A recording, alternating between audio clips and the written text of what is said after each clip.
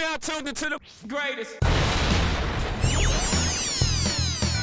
Run with Manny Wilson podcast. The Manny Wilson podcast.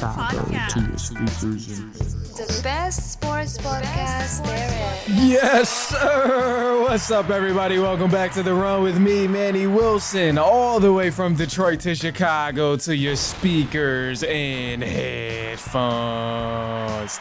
I appreciate you tuning in to the first interactive sports podcast, a community that makes sure your voice is heard. So if you hear something you agree with, you disagree with, you like, you dislike, or even if you just want to outsmart me on something I said, go ahead, shoot me a quick call, 219-413-9405. And of course, we will play your take back on our next episode. And shout out to SeatGeek for sponsoring this episode. Get $20 off your first ticket purchase when you use the promo code The Run Podcast. This code can only be applied for first-time users on the mobile app or website. So I'm not sure about you, but, outside of sports, I like music. So there's some concerts going on. My guy Wale, he's about to go on tour. There's a lot of artists out there, so you better go ahead and scoop up one of your tickets and get the discount. Now, I know this is a sports show, so of course we got to talk about that. And I was amazed. Y'all know I usually try not to buy into any of the hype, right? Like whenever, stuff is going on in a sports world, I'm like trying to always be the last person to believe in any of the hype that's going on with any particular player, any particular team. I don't know why, but that's just my flow. That's how I've been.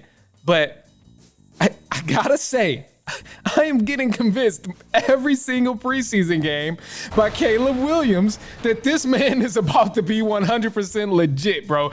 This dude is a baller, dog. Now we already knew he was nice at USC, seen the type of throws he made, and I get it's preseason, but damn it, I can't help but to buy into the hype because these throws he's making is insane. Like, back leg across the body on a run, like dumping it exactly where it needs to be. It's insane. His awareness, his patience in the pocket, his pocket presence, all of that stuff, his accuracy whenever he's throwing the ball downfield. He sees the field very well, sees all of his options when he's throwing the ball and surveying the defense. So I just can't help but to kind of get a little bit excited seeing what Caleb Williams is doing so far for the Bears because, a lot of guys aren't that successful at being the number one pick. It's tough. And with Caleb Williams, I think he's in a very unique situation. Above all, he'll either be a great quarterback this season, and just this season, he'll either be a great quarterback, lives up to all the hype, reaching all the standards that everyone put up there for him, showing everybody like, okay, this guy really might be the next Pat Mahomes or whatever you want to compare him to. He'll either live all the way up to every single hype that he has and be one of the greatest quarterbacks to come up next, or he's going to be a great talent and a turnover machine. Because, you got to keep in mind, a lot of guys at this age that he is of 23, 24, whatever it is, in that young age of first year going into the NFL, throwing the ball, a lot of guys have trouble, finding their guys through a defense. And then when people who've been in the NFL 4 or 5 years, been playing quarterback, and they still struggle with throwing on the run and getting it to the receiver accurately, it just tells me that what Caleb Williams is doing is going to be some sort of a risk. Like him getting out the pocket, making these back leg throws and these crossbody throws on the run, that's not easy.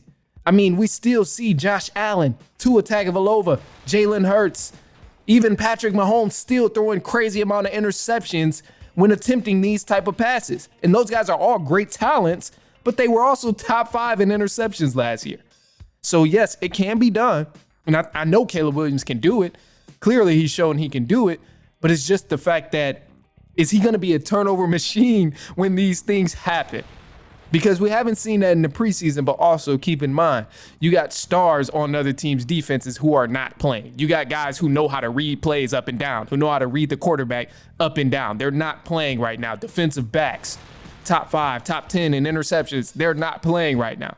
The pass rush is not going to be as strong because guys aren't at full strength when you're going against these teams. So you got to keep that in mind, but again, I 1,000% expect Caleb Williams to give us more plays like the ones we've seen, these crossbody throws and just putting it right where it needs to be on the run. But above all, I would be even more impressed if he does this and continues to limit his amount of turnovers, because that's what's really going to be the secret sauce right there. A lot of guys can make these throws, and we pick and choose when we want to get hype. Unfortunately, I don't know why, media does that, but guys like Caleb Williams, Pat Mahomes, Tua Tagovailoa, Jalen Hurts, Josh Allen, the thing that separates all of them from Pat Mahomes and Lamar Jackson is the fact that those guys, Pat Mahomes and Lamar Jackson, can throw on a run and they limit their turnovers. They limit the amount of interceptions, the fumbles, and all of the silly things that they have. And that's a huge deal breaker right there. But ultimately,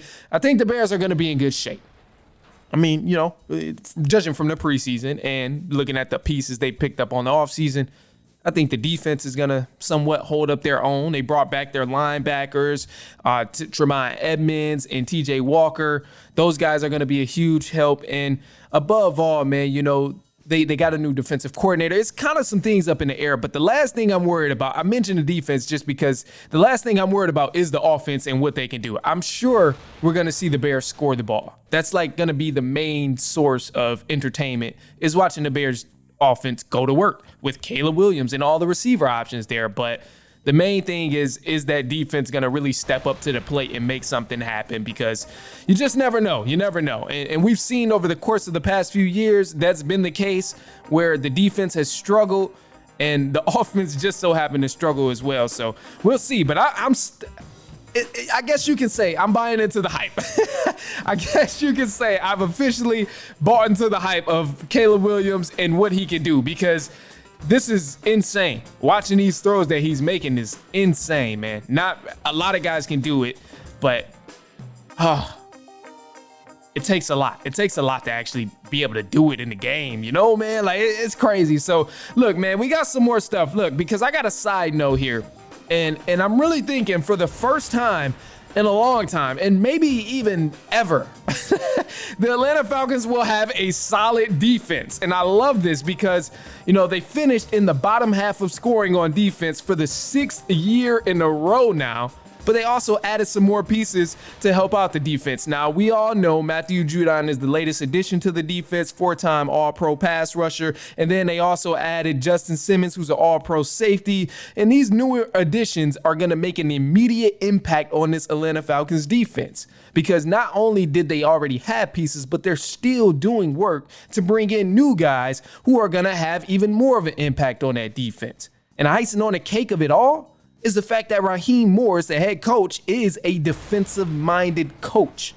Let's not forget, he took the Los Angeles Rams to the Super Bowl. He helped them secure the win in the Super Bowl in 2021, in that 2021 season. So you got to keep in mind, this guy knows what he's doing. He's been around some great talented defensive players and some defensive-minded guys, and him being a defensive-minded guy is going to really help them out. So now that they've added all of these pieces on the defensive end, they've grown to be one of the best defensive teams in the NFC, and honestly, they are the best defensive unit in the secondary in the NFC. There's not a defensive back group that's better than the Atlanta Falcons right now in this conference. Because if you go down the line of who's back there going to be ball hawking the ball, you got Justin Simmons, All-Pro. You got Jesse Bates, another guy who should have been All-Pro, but Jesse Bates, he was an animal last year because he was second in solo tackles at his position, top 10 in tackles in the NFL last year, second in interceptions at his position, top 3 in the NFL last year. So we know what kind of heat that Jesse Bates is going to bring to the field. And then even if you look at the cornerbacks, AJ Terrell, Mike Hughes at the corner, those guys are locking down. It's going to be very interesting, and it's almost obvious at this point that there's nobody else in the NFC that has a secondary that's near the level of the Atlanta Falcons right now.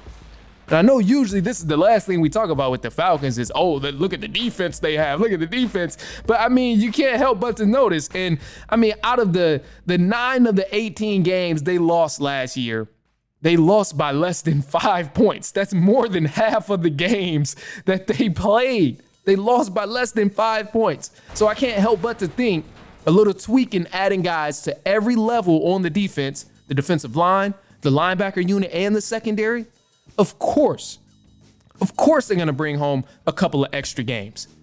I would be silly not to think so. So, it's going to be cool to watch them. And with all these changes, I really have some high hopes for the Atlanta Falcons. Obviously, I talked about last week them winning their division, and I still think that can be the case with the Atlanta Falcons winning that division. But we'll really see, when these guys get on the field and see how everything holds up. Because obviously, you got to worry about injuries, knock on wood. You want to make sure everybody's healthy and so on. But, September 8th, Pittsburg Steelers, Atlanta Falcons. We'll be seeing who really wins that game. We'll be seeing how the Atlanta Falcons look on both ends of the ball, but I'm predicting the Falcons to win, of course, because mainly Steelers still don't even know who their quarterback is. They're trying to figure it out. And, I'll touch a little bit more on that, as we move on through the show. We got some news, a little bit of recap, and then we'll touch on the Steelers figuring out who's going to be their starting quarterback between Russell Wilson and former Bears quarterback Justin Fields. We'll be right back. It's halftime. Don't go anywhere.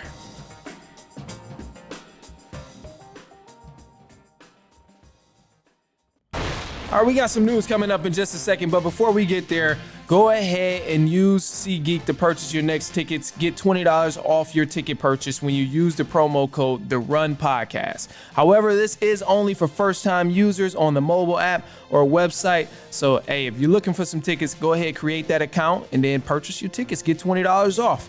Now, anyway, man, look, let's jump into some news for the run because we got some stuff going on with the NFL. The Washington Commanders have officially named their starting quarterback for the season.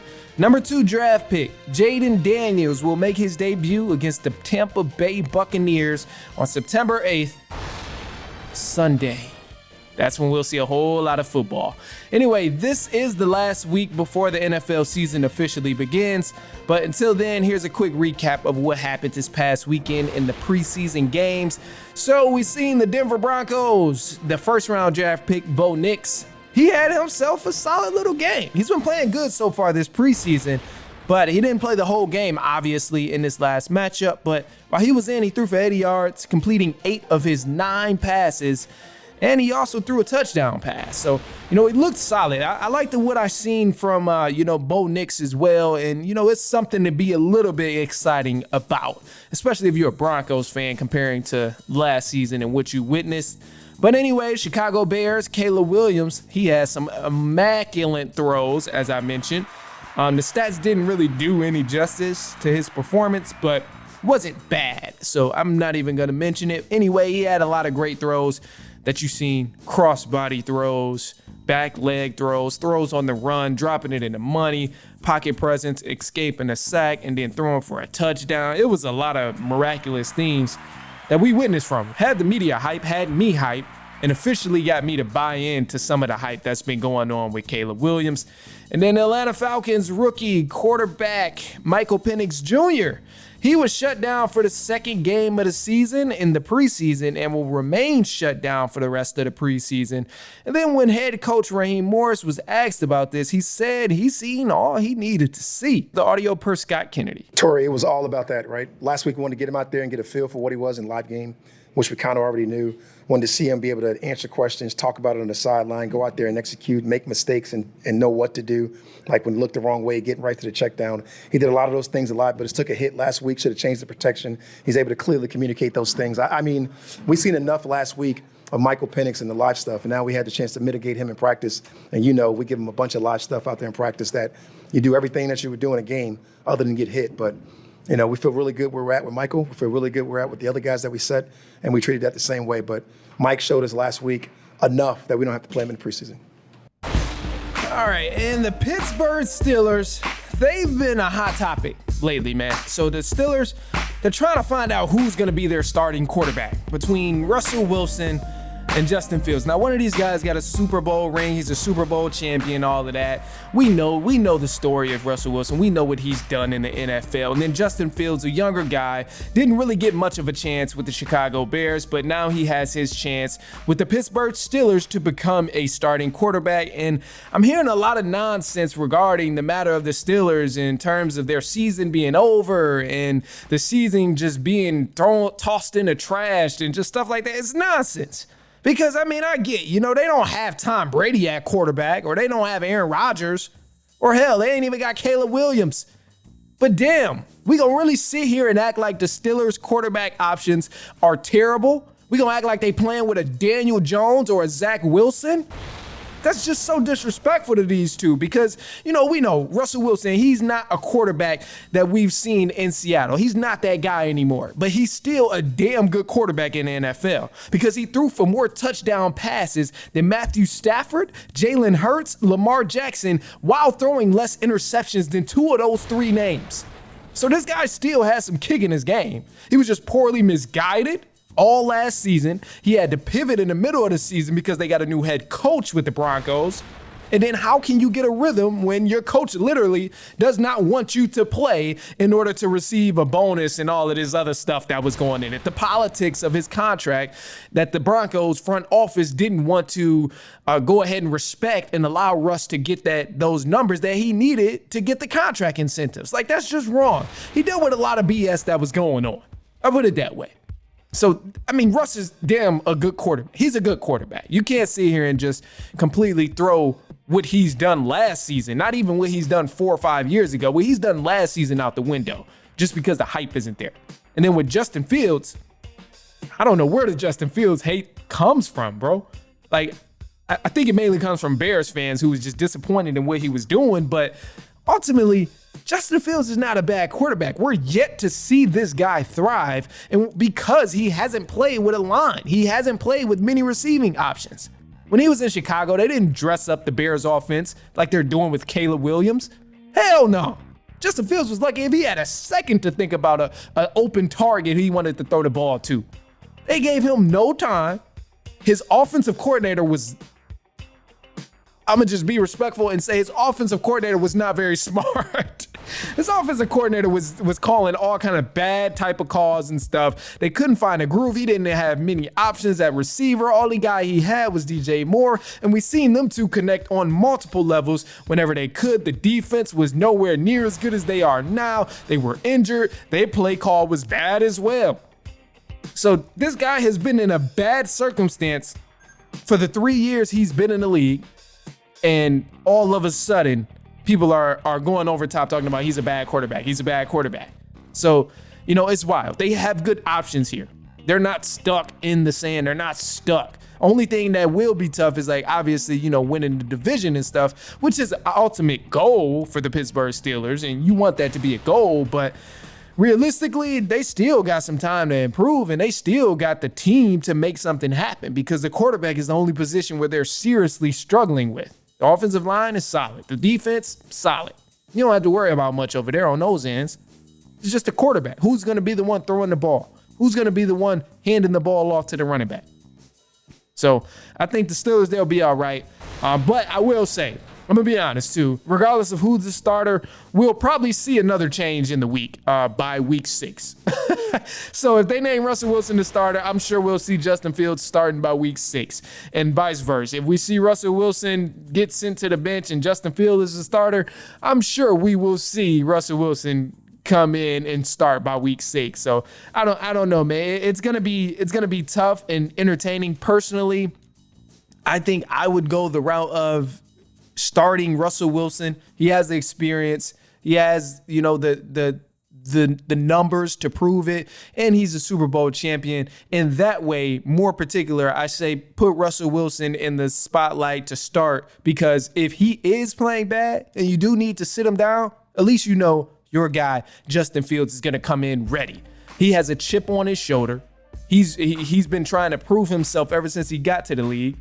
People said he was a bad quarterback. They said he was a bust, waste of time, waste of a draft pick. All that, they've been clowning him just because he had a bad run-in with the Chicago Bears, who didn't do anything for him. So Justin Fields coming off the bench, he's going to come out with some fire underneath his belt, and then he'll be ready. Versus where Russ coming off the bench, he might feel a little hurt about that. He might want to go somewhere else.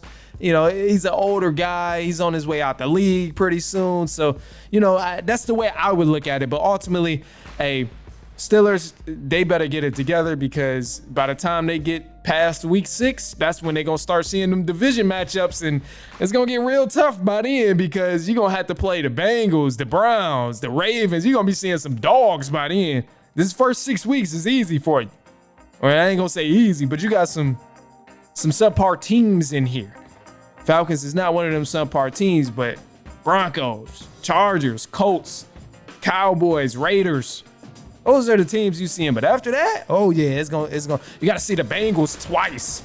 You got to see the Browns multiple times. You got to see the Ravens, the Chiefs, the Jets. Oh yeah. They got some guys coming in. But anyway, look, man. Hey, shoot us a quick take. If you heard something you agree with, you disagree with, or you like, or you dislike, shoot us a quick take. 219-413-9405. And of course, we'll play your take back on our next episode. We would love to hear what you think about some of the things that we've talked about.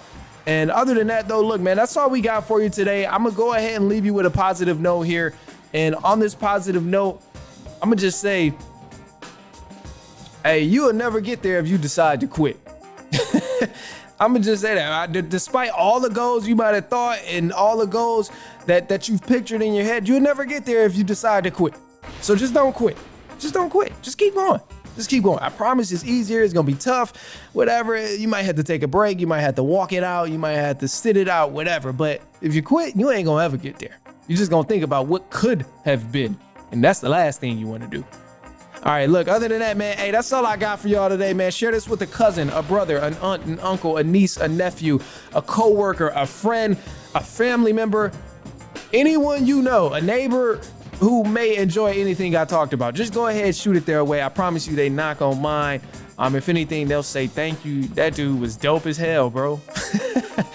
All right, look, man, I'm up out of here. And I didn't forget. I know some of y'all are probably gonna be like, damn, what happened to the AFC predictions? I didn't forget about that. We're still gonna do the AFC predictions, but gotta space it out a little bit because the season is coming up, but I need to time it perfect. But it'll be here this week, so don't worry about it. I know I said that last week, but I promise it'll be here this week. All right, look, man, other than that, I'm up out of here, and I'll see y'all later on this week, and so on and so on and so on.